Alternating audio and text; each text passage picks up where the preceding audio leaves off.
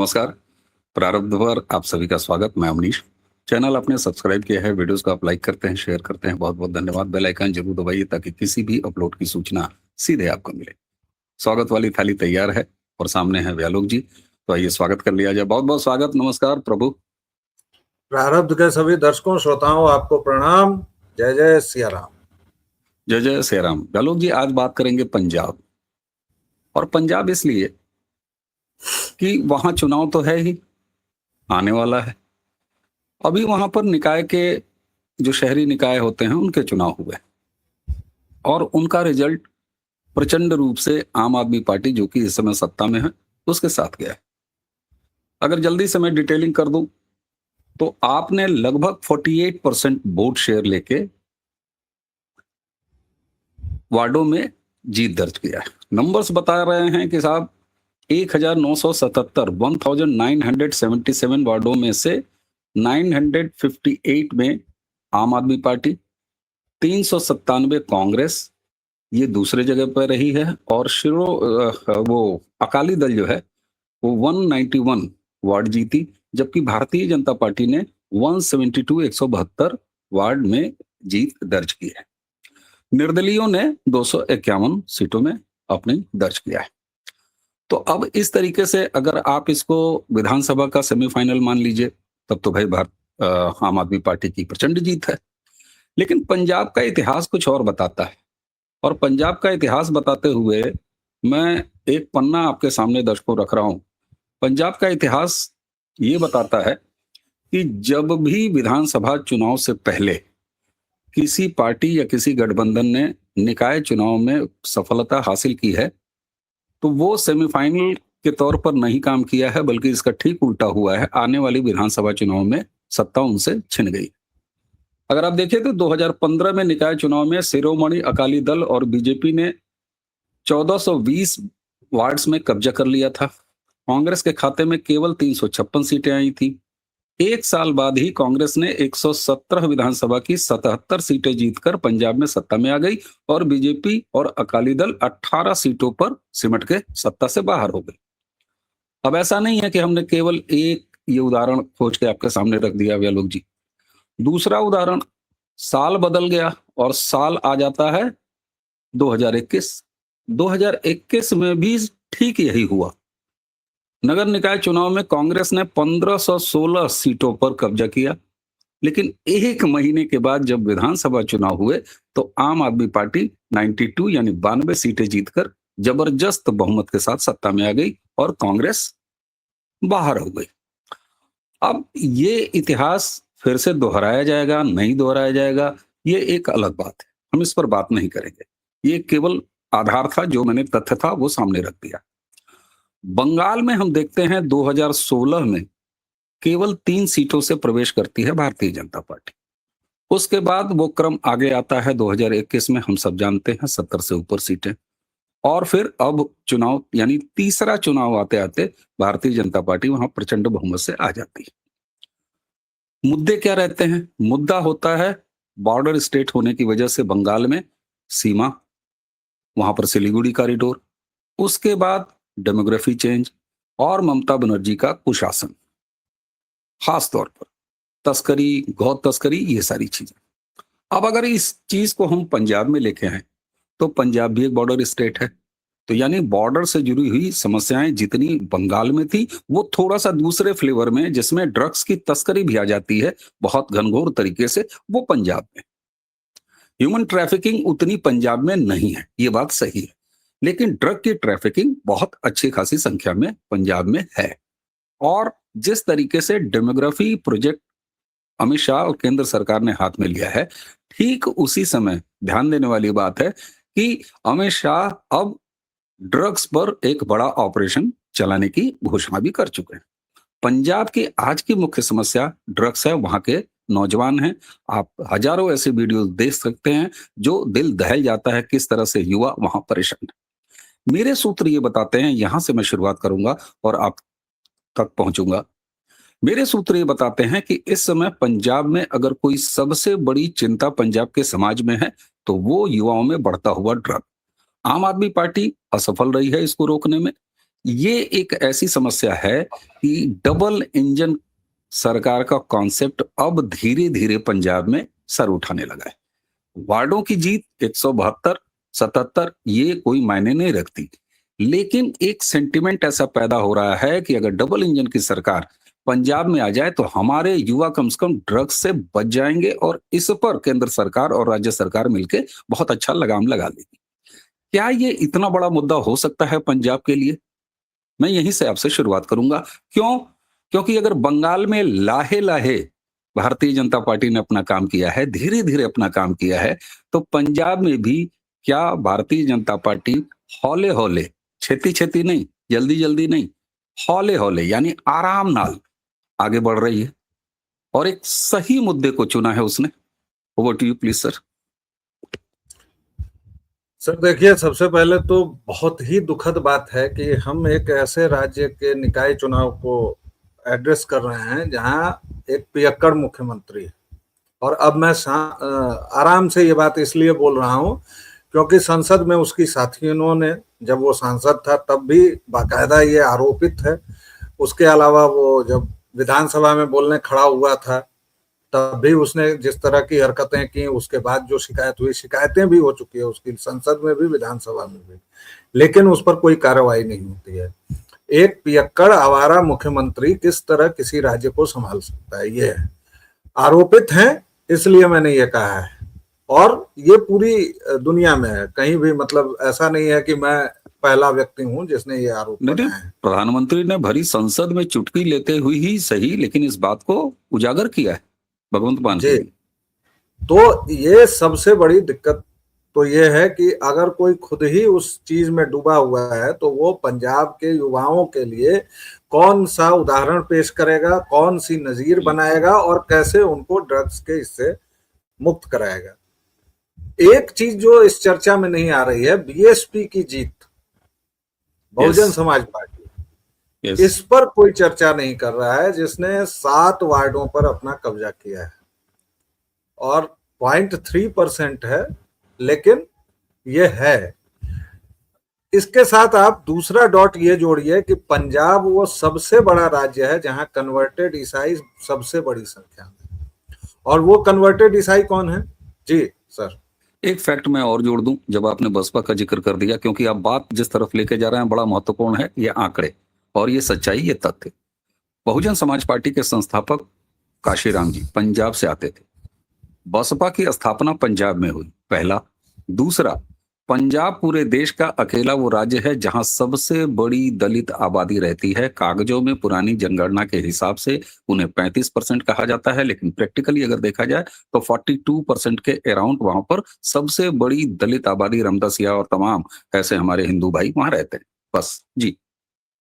दिक्कत की बात यह है कि उन दलितों को ईसाइयों ने इस तरह कन्वर्ट किया है कि वहां से वो पेस्टर पैदा हो जाता है। अभी शायद वो जेल वेल में है, एक जो बहुत बड़ा वो रविंदर या क्या था जो सब कुछ ठीक कर देता था, वहां पर हल्लेलुया होता है, तमाम चीजें होती हैं, लेकिन वो दलित है। मुख्य बात यह है कि वो दलित हैं, हिंदू हैं। दलित कहना तो खैर मैं इसको पसंद नहीं करता, लेकिन अब चूंकि टर्मिनोलॉजी है, टेक्निकली कहना पड़ेगा। वैसे अगर कहें तो अनुसूचित जनजाति के लोग हैं, जाति के लोग जो हैं, अनुसूचित जाति के, वो एक बड़ी संख्या है। इस पर गौर करना चाहिए, पहली बात। दूसरी बात, आपने जो बात बताई उसको मैं दोहराऊंगा नहीं कि पुराना क्या पैटर्न है विधानसभा में कैसे। मैं बहुजन समाज पार्टी की विक्ट्री को देखता हूं और मैं 2 जगहों पर भाजपा की जो बढ़त है उसको देखता हूं, पठानकोट और अबोहर। पठानकोट क्यों महत्वपूर्ण है साहब, इसके लिए कोई गेसिंग की जरूरत तो है नहीं। पठानकोट किस सीमा से लगता है, वहां से क्या होता है, कैसे ड्रोन्स आते हैं, क्या हो रहा है, और 5 जून या 6 जून को अमित शाह पठानकोट में रहेंगे। ये जो पूरा बॉर्डर का मसला, डेमोग्राफी चेंज वगैरह, और वो नई कमिटी बनी है, उसके बाद पहले बंगाल, फिर असम, और अब वो पंजाब जाएंगे जून महीने के पहले सप्ताह में ही, और उसके बाद हो सकता है कि वो हिमाचल जाएं, फिर वहां से कश्मीर जाएं, या जो भी, वो तो अपना गृह मंत्री का कार्यक्रम है, लेकिन वो पंजाब पर खास ध्यान दे रहे हैं। पंजाब बुरी तरह बर्बाद हो चुका है, बंगाल से चूंकि आपने तुलना की तो कुछ सिमिलैरिटीज मैं भी दे देता हूं। बंगाल में जिहादी आक्रमण झेल रहा था बंगाल का हिंदू, पंजाब में ईसाई आक्रमण झेल रहा है। बंगाल में सीमा का प्रॉब्लम था, पंजाब में सीमा की समस्या है। बंगाल में कटमनी, तोलेबाजी, तमाम चीजों की समस्या थी, पंजाब में ड्रग्स बहुत भयंकर समस्या है। समस्या यह है कि पंजाब में जो कृषि क्रांति और तमाम चीजें हुई उसके बाद अब उपज भी नहीं हो रही है, जमीन बंजर हो रही है, कैंसर के गढ़ बन गए हैं, कई सारी ट्रेनें, कैंसर ट्रेन और कैंसर अस्पताल वगैरह हो गया है, वो चल रहा है बाकायदा। मतलब आपको आश्चर्य नहीं होना चाहिए, थोड़ा सा गूगल करेंगे दर्शकों तो आपको मिल जाएगा, कैंसर ट्रेन नाम ही है क्योंकि उसमें नहीं, कैंसर के पड़ गया नाम, पड़े रहते दिल्ली आती है ट्रेन, उसका नाम ही कैंसर ट्रेन पड़ गया जी। और मजे की बात यह है कि जिस जगह मैं बैठा हूं यहां से एक ट्रेन जाती है शहीद एक्सप्रेस, लेकिन उसका नाम पड़ गया है मजदूर एक्सप्रेस। क्योंकि वो अमृतसर तक जाती है, अमृतसर में ट्रॉली, ट्राला, ट्रक लेके ठेकेदार रहते हैं, और अगर बिहारी मजदूर पंजाब से आने लगे तो वही दृश्य होगा जो कोरोना काल में हुआ था कि पंजाब से बड़ी बड़ी लग्जरी बसें आई बिहार में हमारे घरों तक और यहां से मजदूरों को ले। ये 3-4 पॉइंट हैं, इनके आधार पर जरा आगे की तस्वीर देखिए कितनी भयावह है। और इसी में भाजपा और हिंदुओं के लिए एक छोटी सी राहत है, अगर उसको राहत कहा जाए तो वो राहत ये है कि हिंदू तब जगता है जब उसके अस्तित्व पर बन जाता है। पंजाब में वो पगड़ीधारी लोग सिख और हिंदू बने हुए हैं, उस पर मत जाइए। पूरी की पूरी आबादी लगभग 80% 70% क्रिश्चियन हो चुकी है, कन्वर्टेड हो चुकी है। और मैं पंजाब की पूरी आबादी की बात नहीं कर रहा हूं, मैं जो वो अनुसूचित जाति की आबादी है उसकी बात कर रहा हूं। और इसमें भी बहुत बड़ा आंकड़ा है, अगर आप 70 to 80% कह रहे हैं तो बहुत बड़ा आंकड़ा है ये बिल्कुल मैं नहीं कह रहा हूं। आप पंजाब जाइए साहब, पंजाब में आप देखिएगा, मतलब क्रिश्चियन आबादी को जो भी अभी 2% 3% पूरे देश में बता रहे हैं, उनसे धूर्त और उनसे चालबाज कोई नहीं है, क्योंकि दिलीप मुर्मू भी क्रिश्चियन हो चुका है और सभी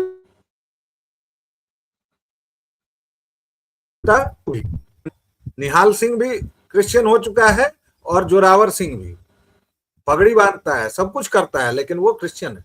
और ये बहुत बड़ी बात है, और यहीं से एक रास्ता खुलता है।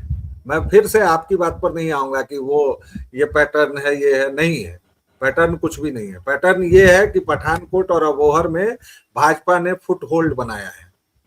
और पहली बार ये भी देखिए कि सीटों का अंतर जो शिरोमणि अकाली दल और भाजपा के बीच है, वार्ड्स के बीच, वो देखिए कितना है, 191 शिरोमणि अकाली दल और 167, इफ आई एम राइट, 167 पर भाजपा की जीत हुई है। तो अंतर कितना है,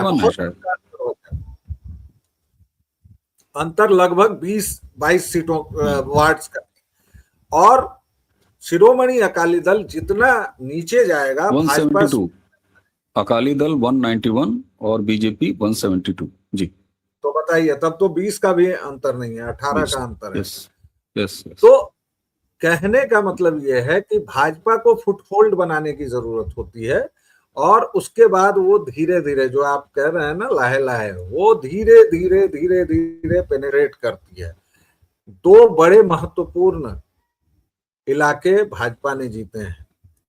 पंजाब समस्याओं की दृष्टि से, अब ये देखिए, ये कहते हुए अच्छा नहीं लग रहा है, लेकिन समस्याओं की दृष्टि से भयंकर उर्वर प्रदेश है, और भाजपा की ऐसे में महारत है हासिल। पंजाब में आम आदमी पार्टी का सुपर मुख्यमंत्री केजरीवाल बैठा हुआ है।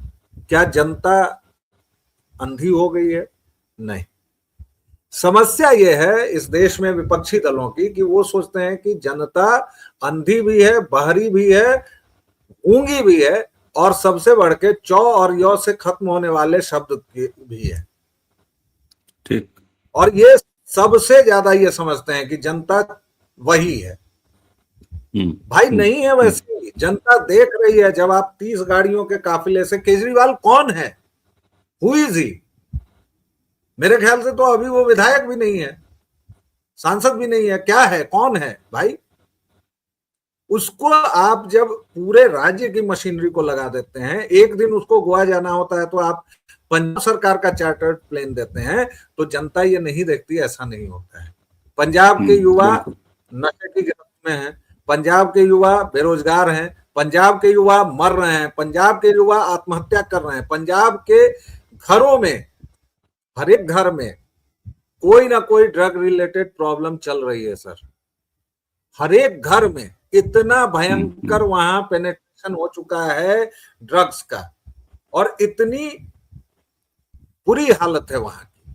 कृषि के लिए अब कोई स्कोप इसलिए नहीं बचा क्योंकि आप कृषि क्रांति के 1-2 दौर कर चुके हैं। अब कितना उसमें खदान डालिएगा, अब उसमें कितना जहर डालिएगा भाई? तो जब चुनाव होगा अगले साल और जब आम आदमी पार्टी मुंह की खाएगी, तो फिर वही आपके जो दोस्त लोग हैं एंटरटेनमेंट चैनल्स के स्वयंभू राष्ट्रीय चैनल्स, पता नहीं कितना राष्ट्रीय होते हैं, 12x12 के कमरे में जब करेंगे तो कहेंगे कि ये SIR हो गया, हो गया, फलनवा हो गया, ढिकनवा हो गया। अरे भाई तुम लोग आंख रहते हुए भी अंधे होते हो। कौन इस भगवंत मान को दोबारा मुख्यमंत्री बनाना चाहेगा यार, जो आदमी खुद लड़खड़ाता रहता है? अरे एक की मुख्यमंत्री थी कोई, उनके बारे में केवल ये अफवाह उड़ी कि आफ्टर 8 PM नो CM, और जनता ने उनको धकेल दिया।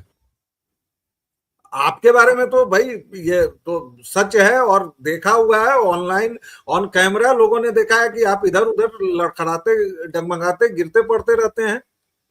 तो आपको केजरीवाल के अलावा कौन मुख्यमंत्री बनाना चाहेगा? और यही होगा। और इसके बाद विश्लेषक लोग अपना घर करेला जैसा मुंह लेके हम लोगों को बताएंगे कि देखिए भाजपा दरअसल जो ये विंडिकेटिव पॉलिटिक्स करती है ना, और भाजपा दरअसल जो हिंदू मुस्लिम करती है उससे हो गया, इससे हो गया। अच्छा, पंजाब के लिए एक समस्या और मैं आपको रखता हूँ। डेवलपमेंट पे आते हैं। भारतीय जनता पार्टी की डबल इंजन सरकार बंगाल में हमने देखा, असम में हमने देखा, उत्तर प्रदेश में हमने देखा, बिहार में हमने देखा। पंजाब की ये ड्रग वाली समस्या, कन्वर्जन वाली समस्या, कृषि में अब ज्यादा स्कोप नहीं बचा है, ये एक समस्या, ये तो आपने बताई। लेकिन उसी के साथ 1 लाख से ज्यादा इंडस्ट्री, 1 लाख से ज्यादा इंडस्ट्री पंजाब से शिफ्ट हो चुकी हैं। ये पंजाब के कार्यकुशलता है, वहां के लोगों की जो मेहनत है, कि ऐसा नहीं है कि बंगाल की तरह 6800 फैक्ट्रियां वहां बंद हो गई। लेकिन पंजाब में फैक्ट्रियां बंद नहीं हुई क्योंकि बहुत ही कर्मशील समाज है पंजाब का। उसने जब देखा कि पंजाब में इंडस्ट्री के लिए, व्यापार के लिए अनुकूल माहौल नहीं है, 1 लाख से ज्यादा इंडस्ट्रीज, और उनमें से बहुत बड़ी संख्या में इंडस्ट्री योगी आदित्यनाथ के उत्तर प्रदेश में आई है, पंजाब से। मैं कम से कम आधा दर्जन ऐसे राइस मिलर्स को जानता हूं जो बड़ी कैपेसिटी पर, पंजाब में बहुत बड़ी बड़ी कैपेसिटी के राइस और हलर्स हैं, वो शिफ्ट हुए हैं उत्तर प्रदेश में। तो निश्चित तौर पर ये एक समस्या सामने है। अब वहां पर बेरोजगारी की भी एक समस्या है। कारण ये कि कनाडा जाओ, कनाडा जाओ, कनाडा जाओ, ये दौर भी अब थमसा गया है। एक और पक्ष वहां पर है अलगाववाद का।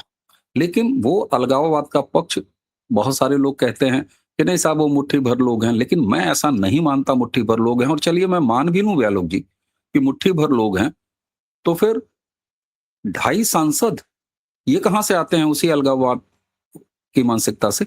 जब मैं 2.5 सांसद कह रहा हूं तो लोग, और 2.5 क्यों, सिमरनजीत सिंह मान को अगर मैं जोड़ लूं तो 3.5 सांसद। आधा सांसद इसलिए कि तीसरा जीतते जीतते बच गया, वरना संख्या 4 की होती। तो ये एक मानसिकता और एक बुरा दौर हमने देखा भी है। दलित आबादी इतनी बड़ी है।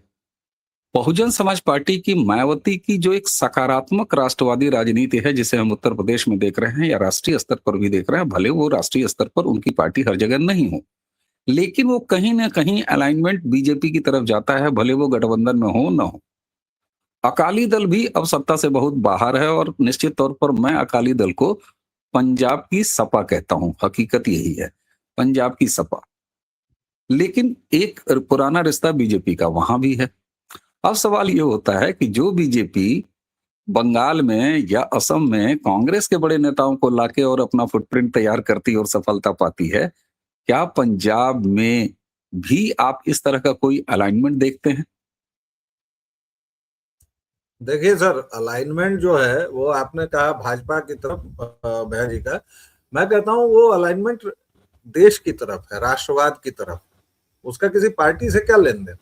भाई भाजपा पर तो वो आक्रामक रहती ही है, भाजपा पर वो हमलावर रहती ही है, लेकिन जब राष्ट्र हित के मुद्दे आते हैं तो वो इन बाकी चमन चंपुओं की तरह ये नहीं होता है कि देश के खिलाफ जाके खड़ी हो जाए। उन्होंने भाई ऑपरेशन सिंदूर के समय किया, पहलगाम के समय जो भी उन्होंने कहा, यही सब तो आ रहे हैं कि वो अलाइनमेंट। अब दिक्कत ये है सर, और ये बहुत त्रासद भी है और बहुत मजेदार भी है, बहुत बड़ी विडंबना भी है और बहुत हंसी की बात भी है कि देश के हित से जुड़ी जो भी बातें हैं वो भाजपा के पक्ष में चली जाती हैं। अब इसका आप क्या करेंगे? नहीं, वो अलाइनमेंट वाला कुछ देख रहे हैं क्या आप पंजाब में? क्योंकि बीजेपी को अपना वोट शेयर तो बढ़ाना ही होगा, वरना पॉसिबल नहीं है प्रैक्टिकली, हम आप कितना भी बातें करते रहे। सर, अगर हम और आप इस बात पर सोच रहे हैं तो काली दाढ़ी सफेद दाढ़ी वाले बुढ़ऊ नहीं सोच रहे होंगे, ऐसा थोड़े है।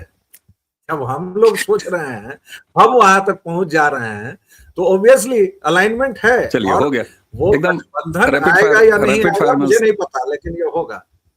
ठीक, रैपिड फायर में समेट रहा हूं मैं, ये होगा, यानी एक अलाइनमेंट वहां आ सकता है। कैसा होगा कैसा नहीं होगा वो जो आप कह रहे हैं काली और सफेद दाढ़ी वाले जाने, यानी केंद्रीय नेतृत्व जाने। अब एक चीज और बताइएगा साहब हमको, आम आदमी पार्टी में एक टूटन हुई है हालिया, सांसदों की हुई है, चलिए ठीक है, क्या ये टूटन सिर्फ वहीं तक रह जाएगी विधानसभा चुनाव आते आते, या ये पंजाब के स्टेट यूनिट में भी जाएगी? सर, आपने बहुत लेट से ये पॉइंट लिया, लेकिन चलिए ठीक है, मैं तो इसको भूल ही गया था। एक सांसद के खाते में कम से कम 6-7 विधायक आते हैं, कम से कम, अगर नॉर्मली आप देखें तो कोई भी राज्य हो, छोटा बड़ा, मतलब ये 7 सांसद माने 42-50 विधानसभाएं तो गई। तब तो आपने बहुमत दे दिया। आपकी गई। अरे सर, तब तो आपने बहुमत दे दिया। तो बहुमत तो मैं दे ही रहा हूँ। आपको क्या लगता है, आपको क्या लग रहा है कि अगली बार पंजाब में ये कॉकरोच लोग फिर आ जाएंगे क्या? चलिए चलिए, निश्चित तौर पर अगली बार पंजाब में इनका जाना तय है। सरकार भाजपा के नेतृत्व में बनेगी कि किसके नेतृत्व में बनेगी, ये सब अभी बहुत दूर की कौड़ी है, लेकिन आम आदमी पार्टी की विदाई हो गई है और ये तय है। राघव चड्ढा के ऑपरेशन के साथ ही ये कार्यक्रम शुरू हो चुका था। बहुत लंबी प्लानिंग होती है सर भाजपा वालों की। वो बंगाल में हमने देखा है, वो असम में हमने देखा है, और तो छोड़िए उत्तर प्रदेश में हमने देखा है। दर्शकों, पंजाब पर ये छोटी सी सही, लेकिन पंजाब पर लगातार हम बात करेंगे, तथ्यों के आधार पर बात करेंगे, डेवलपमेंट के आधार पर बात करेंगे, और सिर्फ इतना ही नहीं, पंजाब जाके वहां से भी आपसे बात करेंगे। उत्तर प्रदेश का चुनाव है तो पंजाब का भी चुनाव। निश्चित तौर पर भारतीय जनता पार्टी एक फुटप्रिंट वहां तैयार करते हुए दिखाई दे रही है। क्यों? क्योंकि व्यालोक जी ने एक जो बात कही कि जहां समस्याएं होती हैं वहां पर भारतीय जनता पार्टी का जबरदस्त स्कोप है, यानी भारतीय जनता पार्टी समस्याओं का समाधान करने वाली पार्टी के रूप में देखी जा रही है, जो व्यालोक जी ने कहा। और डबल इंजन सरकार का कॉन्सेप्ट ये लगातार विस्तार ले रहा है। तो ऐसे में आगे आने वाले समय में बड़ा इंटरेस्टिंग होगा पंजाब की राजनीति को देखना। अगर लगता हो कि आज की ये चर्चा पंजाब के हवाले से कुछ सार्थक रही है तो इसे जरूर आगे बढ़ाइएगा। चैनल को जिस तरह से आप सब्सक्राइब करके स्नेह दे रहे हैं, बहुत बहुत धन्यवाद। वीडियोस को लाइक करते रहिए, शेयर करते रहिए, बेल आइकॉन जरूर दबा लीजिए ताकि किसी भी अपलोड की सूचना सीधे आपको मिले। तो आज की चर्चा यहीं तक। मुझे यानी अमरीश और व्यालोक जी, हम दोनों को आज्ञा दीजिए। नमस्कार, प्रणाम, जय जय श्री राम। जय श्री राम।